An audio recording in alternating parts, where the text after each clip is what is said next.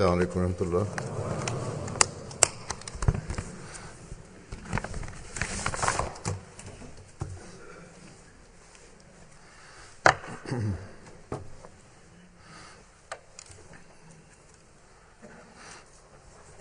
أشهد أن لا إله أشهد أن لا إله إلا الله وحده لا شريك له وأشهد أن محمدا عبده ورسوله أما بعد فأعوذ بالله من الشيطان الرجيم بسم الله الرحمن الرحيم الحمد لله رب العالمين الرحمن الرحيم مالك يوم الدين إياك نعبد وإياك نستعين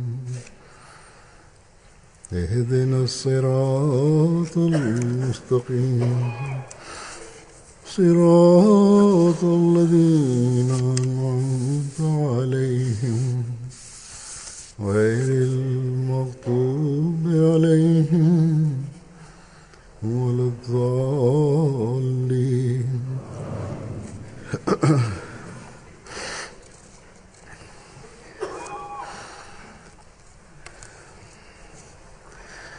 हम में से कौन नहीं जानता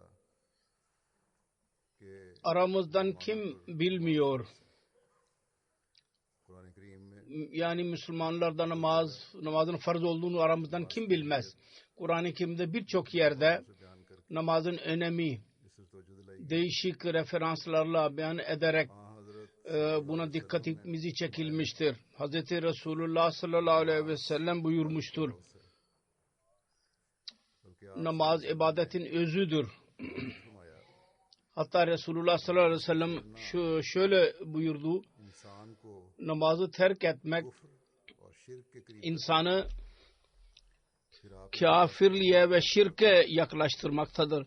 Sonra namazın önemini beyan ederek फरमाया कि buyurdu ki क़यामत के दिन सबसे पहले kıyamet gününde उनसे हिसाब लिया जाएगा ilk olarak वो नमाज है। insanlardan hesabı sorulacak olan şey namazdır. ये हिसाब ठीक रहा Eğer bu hesap doğru çıkarsa और निजात पाली, insan başarıya ulaşmıştır demek ki. Necata ulaştı demek ki. घाटा पाया, नुकसान। Yoksa zarara girdi. बच्चों को भी नमाज का पाबंद Sonra बनाने के लिए çocuklara dahi namaza bağlı kılmak için Hz. Resulullah sallallahu aleyhi ve sellem buyurdu ki अपने पर बच्चे को नमाज की तलकीन 7 yaşına gelene kadar 10 साल की उम्र çocuğa nasihat edin namaz kılsın diye ve 10 yaşına geldiğinde का पाबंद करने के लिए कुछ सख्ती भी करनी पड़े तो करो। namazı kılması için biraz şiddete başvurmak gerekirse yine de yapın. Eğer anne babalar namaza bağlı değil iseler या अगर o zaman çocuklara nasıl diyebilirler? अपने इजलासों या मुख्तलिफ जरियों से Eğer çocuklar değişik yollarla bu hadisi dinliyorlarsa Hz. Resulullah sallallahu aleyhi ve sellem buyurmuştur biraz sert davranın diye. पाबंद ना देखें, Fakat onlar evde babalarını namaza bağlı görmüyorlarsa o zaman onların üzerinde ne etki olacaktır?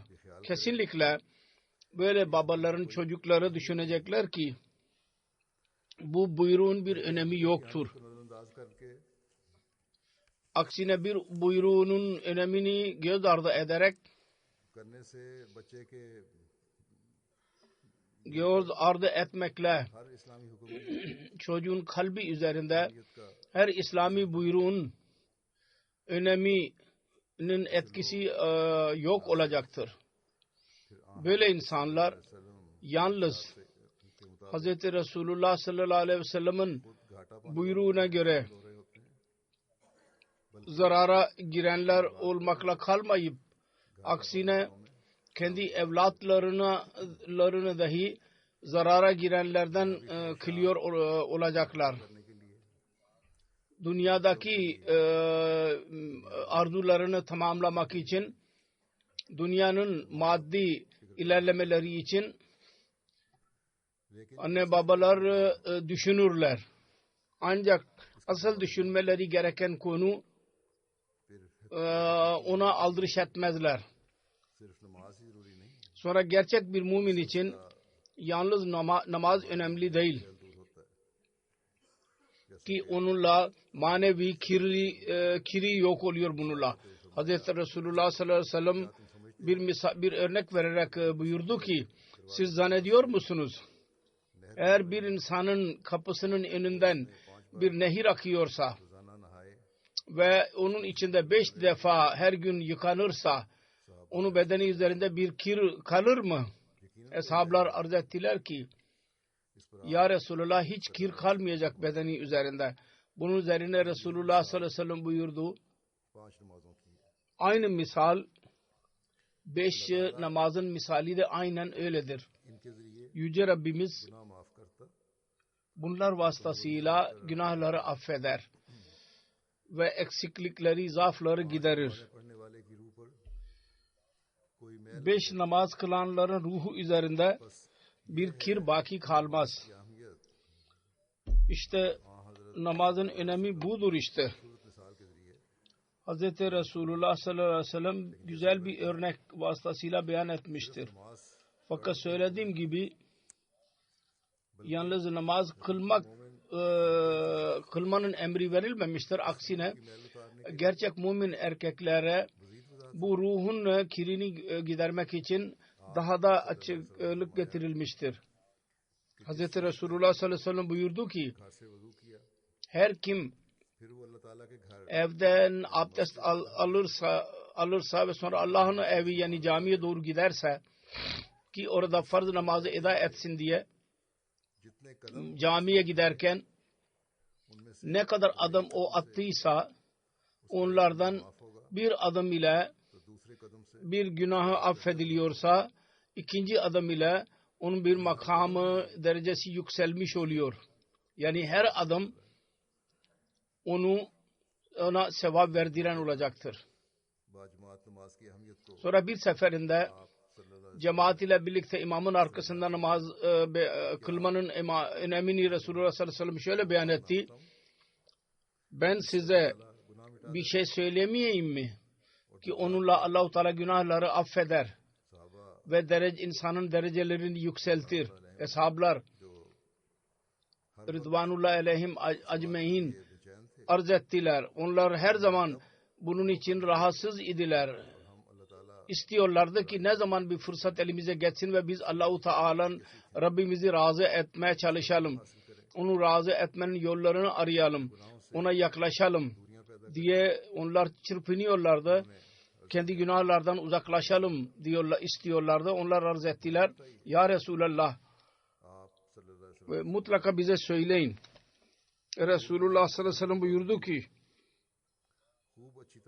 insanın kalbi istemiyorsa da yine de iyi bir şekilde abdest alması bir insanın ve uzak yerden yayan camiye gelmek ve bir namazdan sonra ikinci namazı beklemek bu günahlardan uzaklaştırır insanı. Buyurdu ki Resulullah yalnız bu kadar değil. Bu bir çeşit ribattır.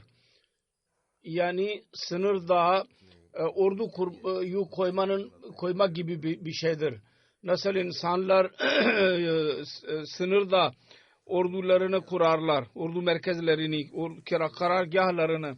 Aynı şekilde bu da bu orduda sınırda karargahı yapmak gibi bir şeydir. İnsanlar niye böyle yaparlar?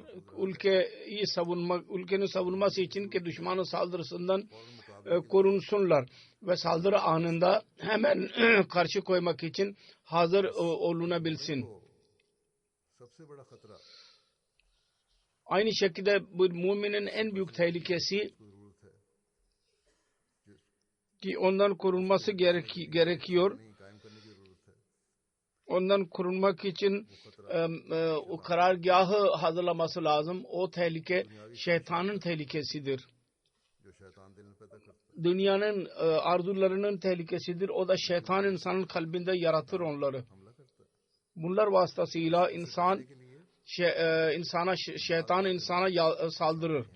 Onlardan korunmak için imamın arkasında namaz kılmak bir karargahtır. जो शैतान के हमलों से बचाएगा Bu koruyucuların bir askeridir ki şeytanın saldırısından insanı koruyacaktır. और लेके Günahlardan insan korunacak ve hayıra doğru dikkati çekilecektir. Aynı şekilde जमात में अकेले नमाज पढ़ने की निस्बत cemaat ile birlikte namaz, tek başına namaz kılmaktan आप सल्लल्लाहु अलैहि 27 kat daha fazla sevabı vardır. Resulullah sallallahu aleyhi ve sellem bunun hakkında da beyan etmiştir. Hz. Mesih Maud aleyhissalatu vesselam cemaat ile birlikte namazın önemini beyan ederek bir yerde şöyle buyurmuştur. Namazda नमाज में जो जमात का ज्यादा सवाब रखा है यानी नमाज बा जमात में cemaatin sevabı daha fazla vardır. कि वहादत पैदा होती है Onda asıl anlam şudur ki birlik olur ve birlik ameli olarak onu getirmek için öyle dikkat etmemizi nasihat edilmiştir ki मुसावी हों यानी ayaklarınız dahi bileşik olsun ve safta durduğunuz zaman eşit olsun ayaklarınız dahi. Ve onun için और सफ सीधी हो topuklara bakılır. Saf düzgün olsun ve birbirleriyle bitişik olasınız. Bunun anlamı şudur ki sanki bir tek insan haline gelin. Saf olursanız bir tek insan gibi olursunuz. एक के अनवार Bir güç olacak içinde. कर सकें Ve birinin nurları ötekine de girecektir. वो तमीज फरमाया वो तमीज जिससे खुदी और खुदगर्जी पैदा होती है ना रहे Ki bencillik yaratan bir şey baki kalmasın. Bütün insanlar bir safta, zengin olsun, fakir olsun, hepsi bir safta olacaklardır. Bazı insanların zihinlerinde kibir olur. Cemaat ile birlikte namaz kılmak onu yok eder. Dedi ki Mesih Muhammed Aleyhisselam hiç unutmayınız. İnsanda bir güç vardır ki başkasının nurlarını cezbedebilir. अच्छे ऊंचे मुकाम Birisinin iyi daha fazladır, üst mertebededir hayır bakımından, öteki de ondan etkilenecektir. Onu kabul edecektir. के लिए बाजमात नमाज Kısacası hayırın etkisini kabul etmek için cemaat ile birlikte namaz kılmak çok faydalıdır. नमाज बाजमात से जहाँ एक Onun için imamın arkasında cemaat ile birlikte namaz kılmakla bir vahdet oluyor. Allah-u Teala onu ümmet içinde yaratmak istemektedir. Orada aynı şekilde birbirlerinin etkileri, hayırları dahi birbirlerinin üzerinde etkisini yapacaktır. Bir safta hayır yapan insanlar ve manevi olarak ilerlemiş olanlar ve aynı şekilde zayıf insanlar dahi bir safta bulunurlarsa, ayakta kalırlarsa o zaman zayıflar üzerinde iyilerin etkisi olacaktır ve onlar dahi hayırda ileri adım atmanın ve ilerlemenin ve maneviyatı ilerlemenin gücü onlarda da hiç çoğalacaktır. Bu birlik olursa तो फिर ve maneviyat yahut ruhaniyet çoğalırsa o zaman şeytani güçler zayıflaşır. Bu çağda Yüce Rabbimiz Hazreti Resulullah sallallahu aleyhi ve sellem'in जिन्होंने gerçek aşığını gönderdi, hizmetçisini. Yani Mesih Muhammed Aleyhisselatü Vesselam'ı gönderdi. O da bize ibadetin ve namazın gerçek idrakı bize verdi. Bize yol gösterdi.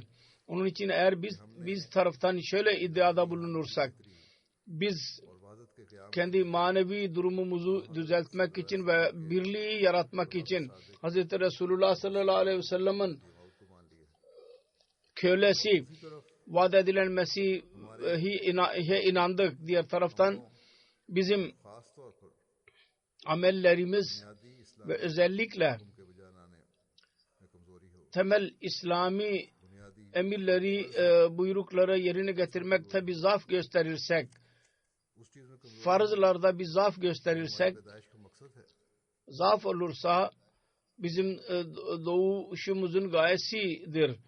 Bunda eğer zaaf olursa उस चीज में कमजोरी हो जो इस मकसद के हसूल के लिए जो कम अज कम मयार अल्लाह ताला ने मुकर्रर फरमाया है, ki onu Allah-u Teala en az seviye bunun için yaratmıştır. Onda zaaf olursa biz o zaman nasıl iddia edebiliriz ki biz manevi ilerlememizi sağladık ve Allah-u Teala'nın buyruklarına göre amel etmek için Resulullah sallallahu aleyhi ve sellem'in buyruğuna lebbek diyerek Mesih Maud aleyhissalatu vesselam'ı kabul ettik. Nasıl böyle bir iddiada bulunabiliriz? Söylediğim gibi Kur'an-ı Kerim'de dahi birçok yerde 5 namazın farz oluşu beyan edilmiştir. Onun önemi beyan edilmiştir. Hz. Resulullah sallallahu aleyhi ve sellem'in buyrukları dahi açıktır. Beyan ettim ben onları. नमाजें तो हर अहमदी के लिए जरूरी हैं ही, Namazlar her Ahmedi için gereklidir tabi. Fakat bununla birlikte Hz. Resulullah sallallahu aleyhi ve sellem nasıl cemaat ile birlikte namazın önemini beyan ettiyse अकल रखने वाले बालिग मर्द her aklı başında birisi erkek üzerinde cemaat ile birlikte namaz kılmak farzdır. देखते हैं İmamın arkasında. पूरी तवज्जो नहीं है Fakat biz görüyoruz ki और कमजोरी है। tam buna dikkat edilmiyor बेशक ve zaaf vardır. एक हकीकी मोमिन Şüphesiz नमाज फर्ज है, gerçek bir mümin बात का उसे खुद üzerine namaz farzdır ve o kendisi buna dikkat etmeli. जमात में Ancak एक निज़ाम भी कायम है, इस निज़ाम को भी cemaat içinde bir nizam vardır. तवज्जो दिलाते O nizamın dahi buna हकीकत dikkat insanın dikkatini çekmeleri lazım. मैं अक्सर Bunun anlamlarını izah etmeleri lazım. Ben genellikle buna dikkatinizi çekiyorum. हवाले से Şu yahut bu referansla namaza dikkatinizi çekiliyor. Fakat bundan sonra bunu daha da yaymak mürebbilerin ve cemaat nizamının görevidir. हर फर्द जमात तक Onlar dikkat ettirsinler. Her cemaatin üyesine cemaatin namazın önemini sık sık ulaştırsınlar. Gerçekte biz Ahmedi olmanın hakkını ancak namazlarımızı koruduğumuz zaman verebiliriz. Onlardan manevi haz aldığımız zaman hakkını verenler olacağız. Bu manevi haz फिर नमाजों की bizim elimize geçtiği zaman खुद तवज्जो पैदा हो o zaman namazları eda etmeye dikkatimiz kendiliğinden çekilecek. हर Ahmadi Onun için buna doğru söylediğim gibi her Ahmedi bizzat buna dikkat etmelidir.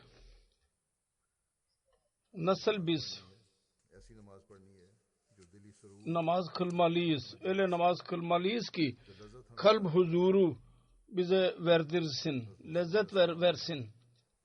नमाज की अदायगी Hz. Mesih Maud aleyhisselam namazı eda etmeye doğru dikkatimizi çekerek फरमाया nasıl biz mutluluğu elde edebiliriz bunu ederek beyan etti ki कि एक शराब ben görüyorum कि एक शराबी और ki bir sarhoş को जब सरूर नहीं आता ve alışık olan bir şey kullanmaya mutlu almıyorsa içki durmadan içiyor. चला जाता है शराब, यहाँ तक कि उसे एक किस्म Sarhoş içki içmeye devam ediyor. Sonunda sarhoş oluyor. इंसान इससे फायदा उठा सकता Akıllı birisi है। यानी इस मिसाल से bundan istifade edebilir. तो फायदा Yani bu örnekten eğer akıllı birisi varsa istifade edebilir. फायदा उठाना है O da şu ki nasıl istifade edecek? नमाजों की तरफ तो Kendi maneviyatını hızlandırmak için, buna dikkat etmek için तैयार करे, namaza devamlı namaz kılmalı ve durmadan namaz kılmalı ve hiçbir zaman bırakmamalı ताकि उसको सरूर आ जाए। ve kılmaya devam etsin ki lezzet bulsun sonunda.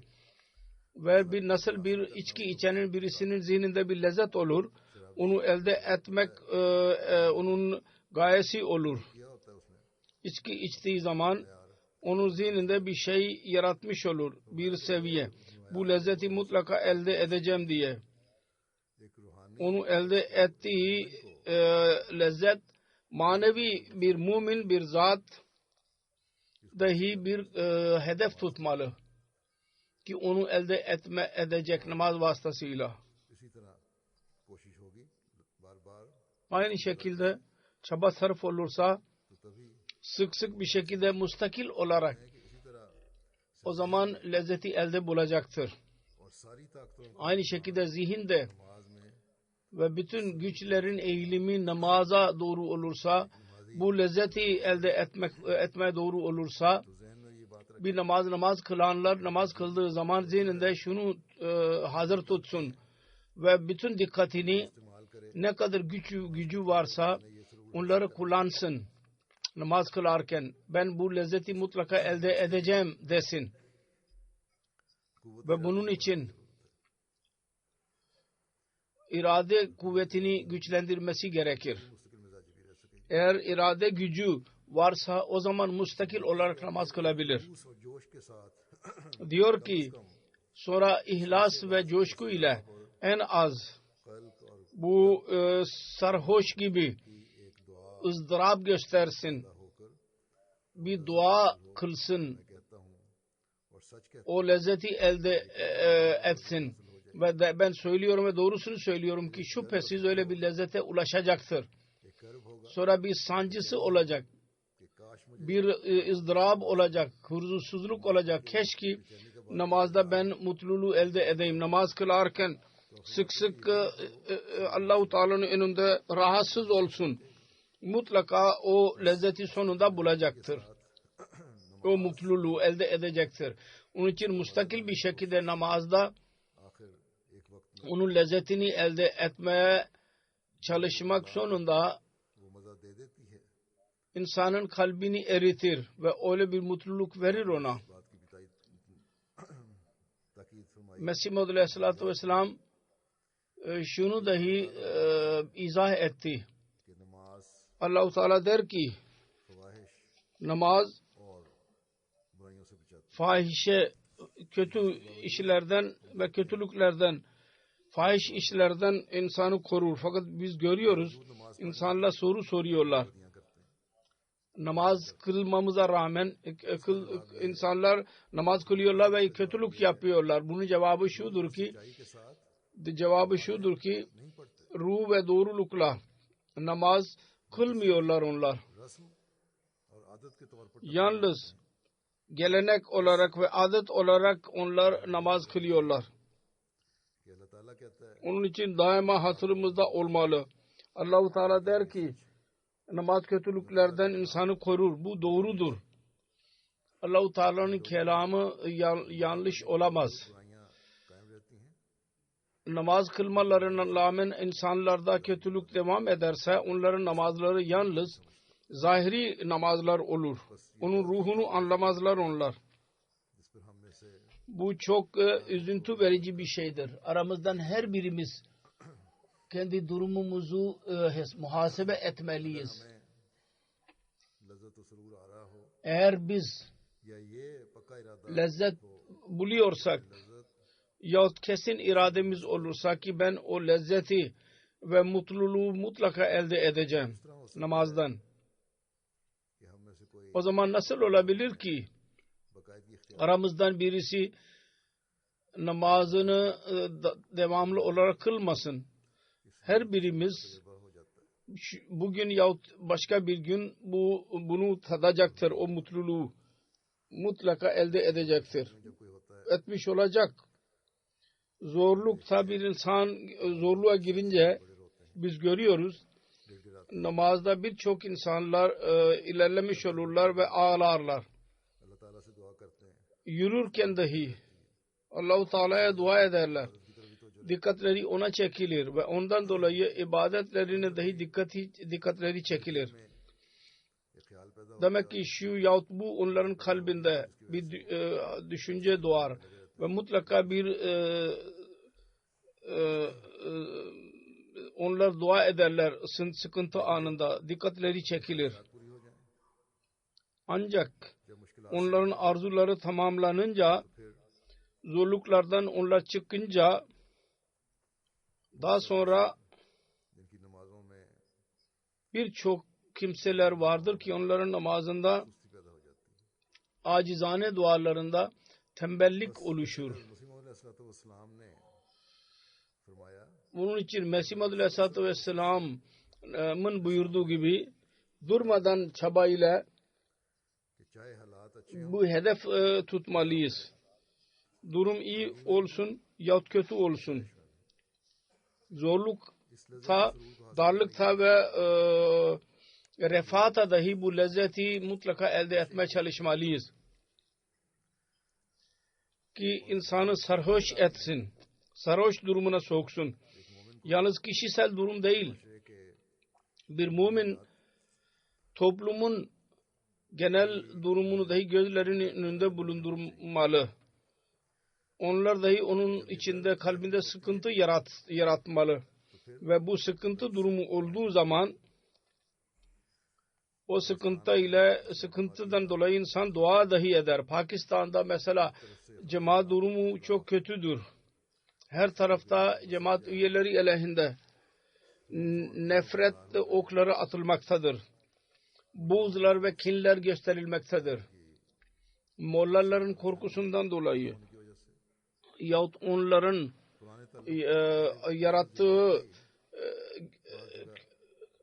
kötülükler, düşüncelerden dolayı muhalefet daha da çoğalmaktadır. Yanlışlıklardan dolayı genellikle bakılırsa bu zulüm son derece ulaşmıştır. Böyle bir durumda Pakistan'da her Ahmedi'nin lezzet ve surur dolu namaz kılmaya gerekmesi lazım. Orada camiyi dahi doldurmaları lazım. Geçen günlerde Hudamul Ahmediye Pakistan tarafından Şura'nın kararlarının bir raporu bana geldi. Orada yazdılar. Sayı bakımından terbiyeti kararda biz şu başarıyı elde ettik. İyi bir şeydir. İleriye doğru adımları atılmıştır.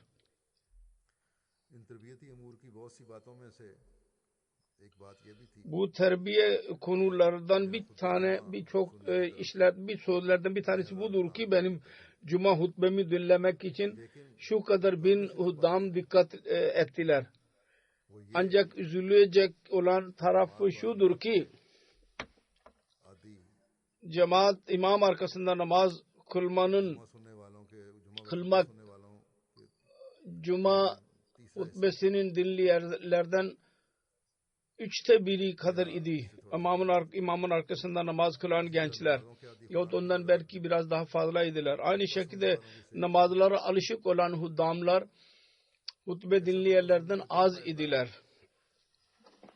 Böyle hutbe dinlemenin anlamı ne? Ki bizim dikkatimizi Allah-u Teala'ya çekilmesin ve temel farza dahi dikkatimizi çekilmesin ki pek önemlidir o. Söylediğim gibi ben her ikinci, üçüncü hutbede cemaat imam arkasındaki namaz yahut ibadet hakkında söz söylüyorum, nasihat ediyorum. Eğer onun etkisi olmuyorsa o zaman yalnız sayıyı saymanın en anlamı yoktur. Pakistan'da Ahmedilerin durumu nasıl ise ben beyan ettim. Eğer bundan sonra dahi Yüce Allah Teala dikkatimizi çekilmiyorsa o zaman ne zaman çekilecek? Biz Allah-u Teala'nın el-iyazu billah Rabbimizi sınamak mı istiyoruz? Biz böyle kalacağız. Bu Allah-u Teala'nın görevidir ki bizim durumumuzu değiştirsin. Eğer durum böyle olursa o zaman Allah-u Teala'ya şikayet etmenin hiçbir hakkımız yoktur. Yüce Rabbimiz hiçbir yerde beyan etmemiştir ki siz ne yaparsanız yapın, benim hakkımı edin yahut etmeyin. Çünkü siz Mesih Muhammed Aleyhisselatü Vesselam'ı kabul ettiniz. Onun için ben mutlaka sizi başarıya ulaştıracağım. Öyle bir şey buyurmamıştır. Başarıyı elde etmek için kendi durumlarımızı Allah-u Teala'nın rızasına göre mutlaka yapmalıyız. Hudam'ın raporundan ben bahsettim. Onun anlamı şu değil ki zaaf yalnız Hudamul Ahmediye'de vardır. Ansar'ın durumu dahi aynen böyledir. Onun için Pakistan'ın her Ahmedi buna dikkat etmeli. Başarılar uyumakla elde edilmeyecek. Başarılar pervasız olmakla elde edilmeyecek. Başarılar sınırda atlar bağlamak ve orada karargah kurmakla elde edilecek. Pakistan'dan dışarı olanlar yahut genel olarak her yerde cemaat içinde bu ilerlemiş ülkelerde dahi ve diğer ülkelerde dahi onların durumu dahi aynen böyledir. Biz diyemeyiz ki dışarı gelince onlar çok namaz kılıyorlar yahut her yerde namaz kılanlar vardır. Cemaatleri muhasebe edersek birçok zaafı göreceğiz namazlar konusunda. Her insan, her kuruluş muhasebe etsin her ülkede. O zaman neticeleri kendiliğinden görecekler. Fakat Pakistan'ın dışına gelmiş olan insanlar özellikle buna dikkat etmelidirler. Yüce Allah onlara lütufta bulunmuştur. Onun şükranını bildirmeleri lazım ve nasıl bildirecekler şükranını? Bazı cemaatlerde iyi insanlar olur namaz kılanlar. Fakat yine de şu yahut bu namaz zayi ederler. Birçok kimseler vardır ki bazen bir yahut iki namaz kılmazlar. Ve bunun bir sebebi şudur, söylediğim gibi nizami cemaat nizamı buna dikkatlerini çekmez. Ve cemaat nizamının değişik eğilimleri vardır. Benim hutbelerimi herkes dinlemez.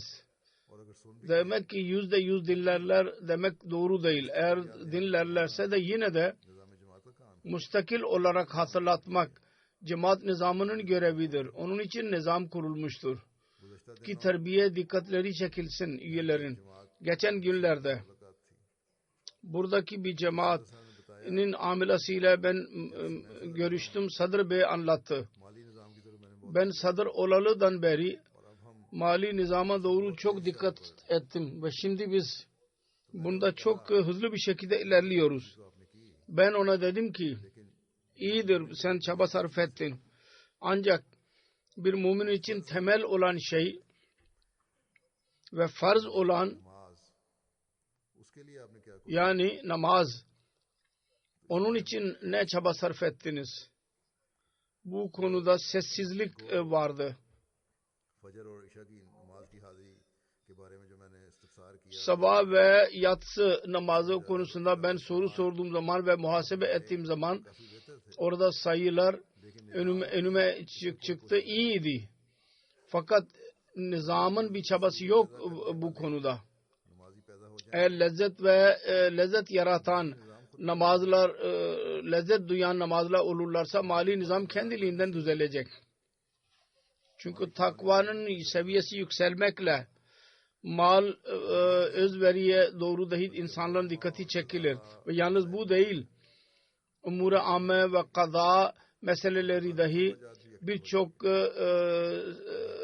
konuda hallolacak ve diğer şubeler dahi aktif olacaktır eğer namaz doğru kılınırsa. Ve bugünlerde yalnız Pakistan değil, dünyanın genel durumu öyledir ki savaş ve helaket tehlikesi çok çoğalmaktadır. Hükümetler dahi bunu belli etmeye başladılar. Ve bunun için bir dereceye kadar işlem dahi yapılmaya başlanmıştır. Böyle bir durumda Yüce Allah'ın penahıdır sığınmasıdır ki bizi koruyacak. Birçok insan bana yazıyorlar. Savaş olursa ne olacak? Biz ne yapalım? Onlara cevabım şudur. Eğer bu tehlikelerden korunmak istiyorsanız Mesih Maud Aleyhisselatü Vesselam'ın buyurduğu gibi Huday Zul Ecaibi sevmelisiniz ve onun bir tek yolu vardır.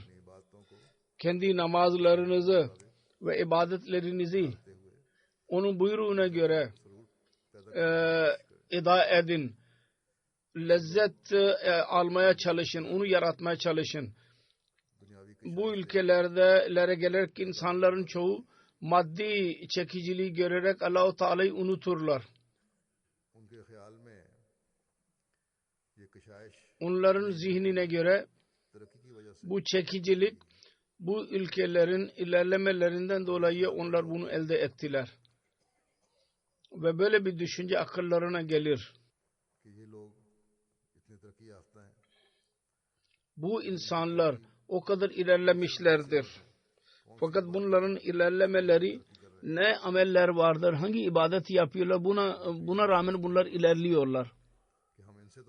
Sonra düşünüyorlar bazen, biz bunlardan daha iyiyiz.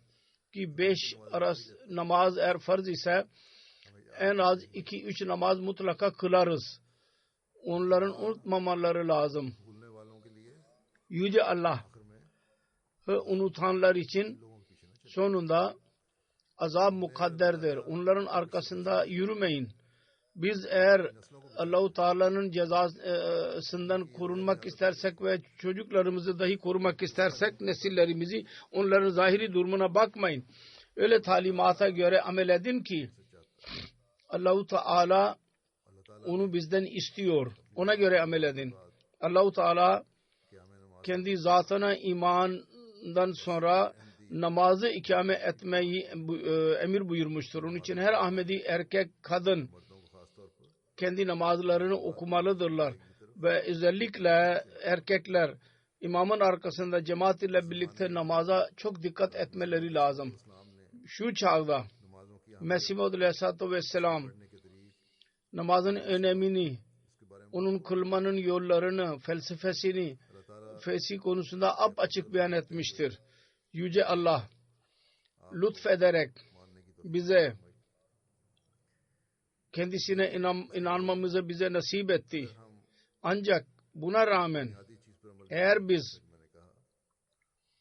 temel şeye inanmazsak söylediğim gibi ve yabancılar gibi 2-3 namaz ile yetinilmeye çalışırsak gayri Ahmediler de aynı şekilde davranıyorlar.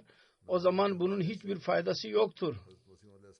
Namazlarla alakalı olarak Mesih Maud Aleyhisselam bize hangi seviyede görmek istiyordu? Bu konuda hangi yolla bize nasihat etmiştir? Onun için bazı buyruklarını okuyacağım. İleri süreceğim.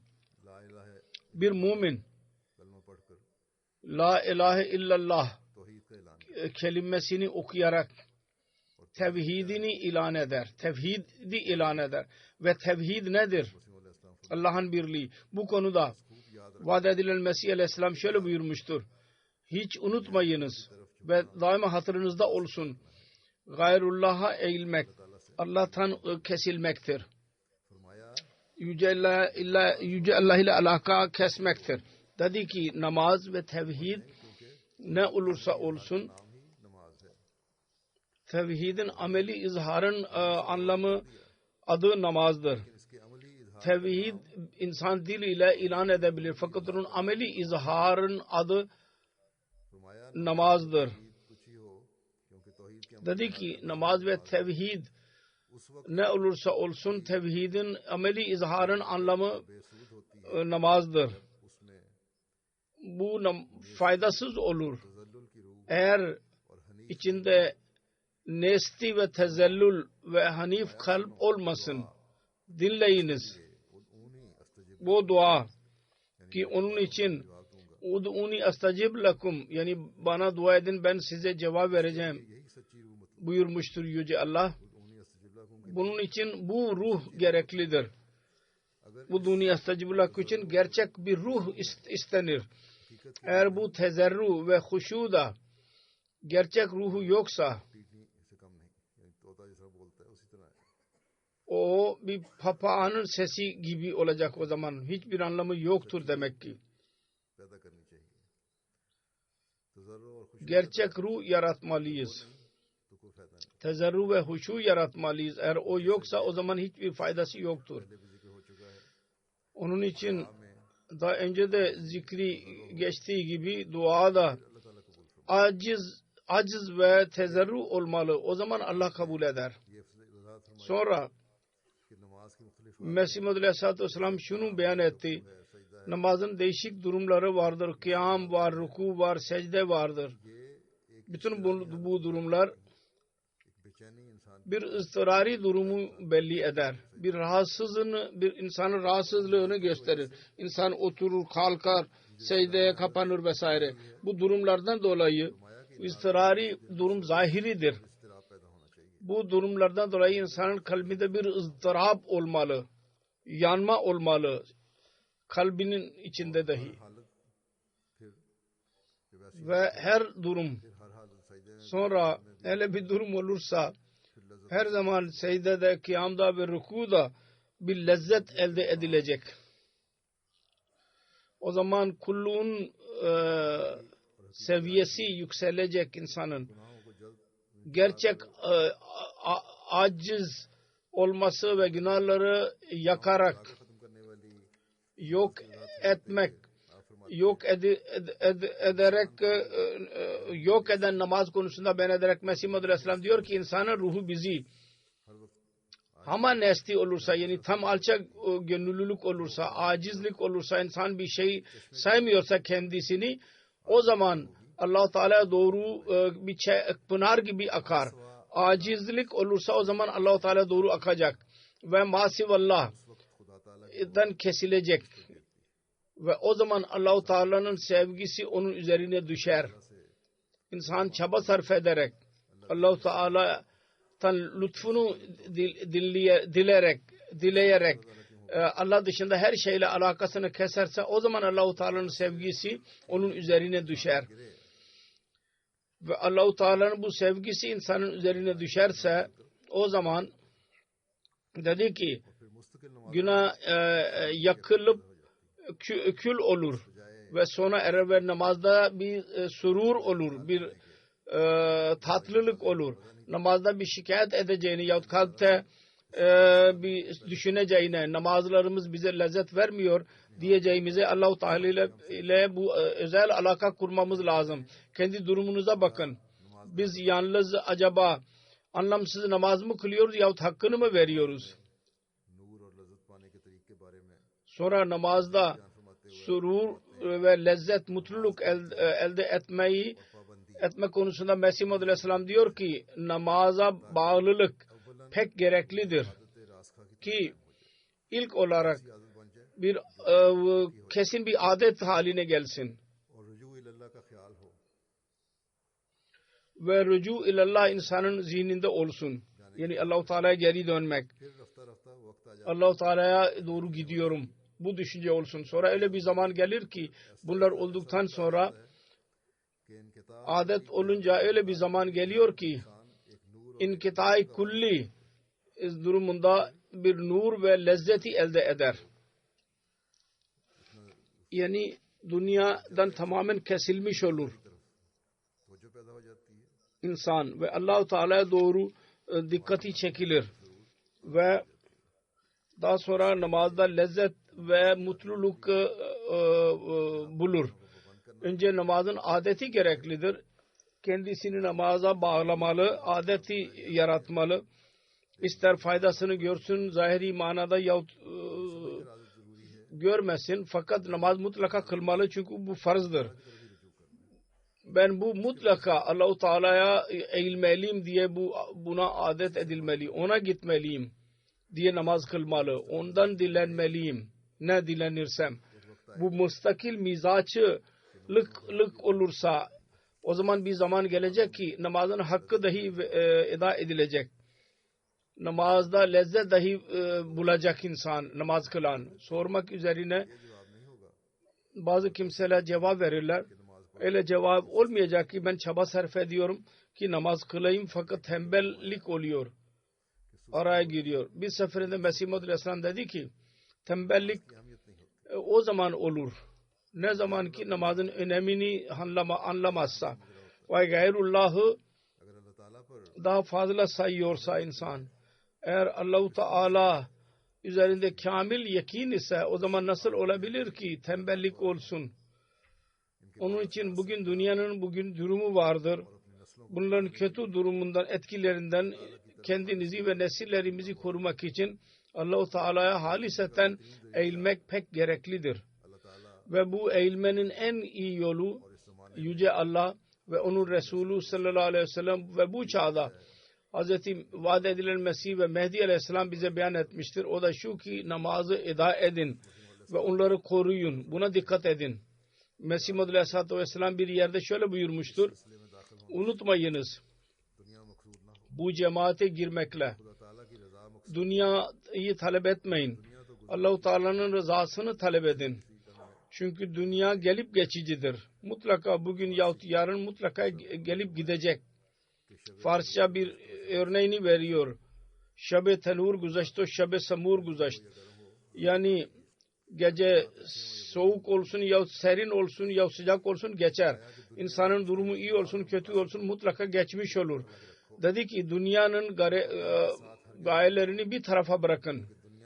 Onu dinlerle birleştirmeyin onları. Çünkü dünya fena olan bir şeydir. Ve din ve onun meyveleri kalıcıdır. Dünyanın ömrü çok küçük olur. Görüyorsunuz ki her an ve her saniyede binlerce insan ölür. Değişik vebalar ve hastalıklar vardır. İnsanları yok eder.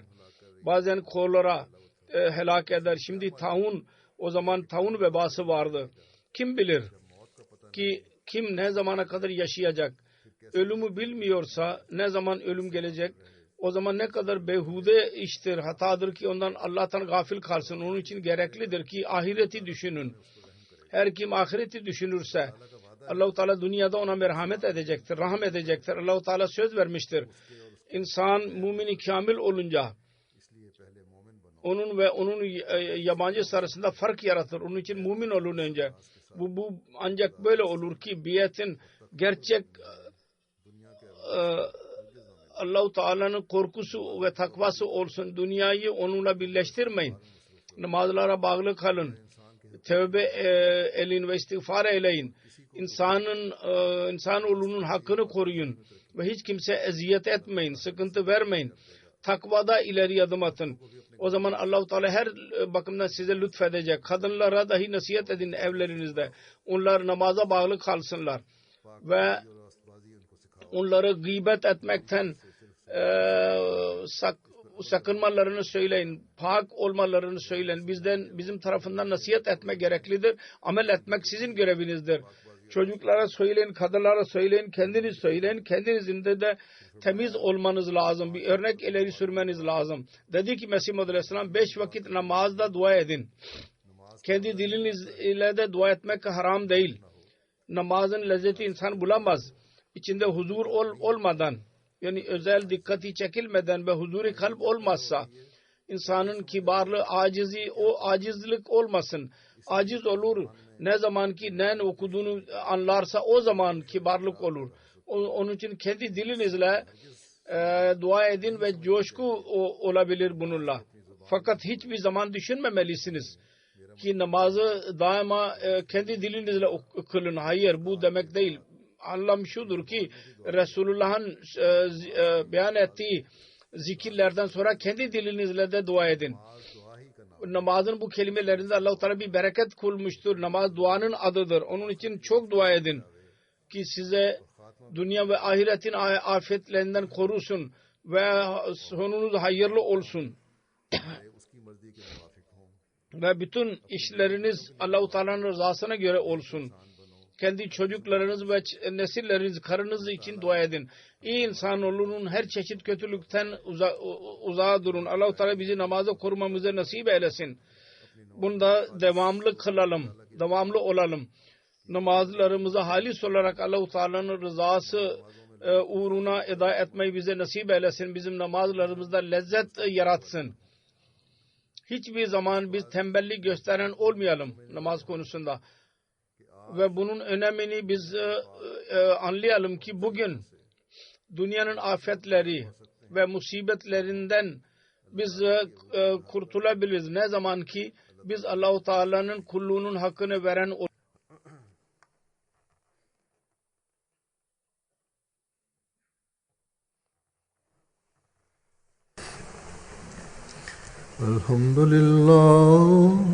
Elhamdülillah nahmaduhu ve nestainuhu ve nestağfiruhu ve nu'minu bihi ve netevekkalu aleyh ve na'udzu billahi min şururi enfusina ve min seyyiati a'malina. من يهده الله فلا مضل له ومن يضلل فلا هادي له ونشهد أن لا إله إلا الله ونشهد أن محمدا عبده ورسوله. عباد الله رحمكم الله إن الله يأمر بالعدل والإحسان وإيتاء ذي القربى وينهى عن الفحشاء والمنكر والبغي يعظكم لعلكم تذكرون. اذكروا الله يذكركم وادعوه يستجب لكم ولذكر الله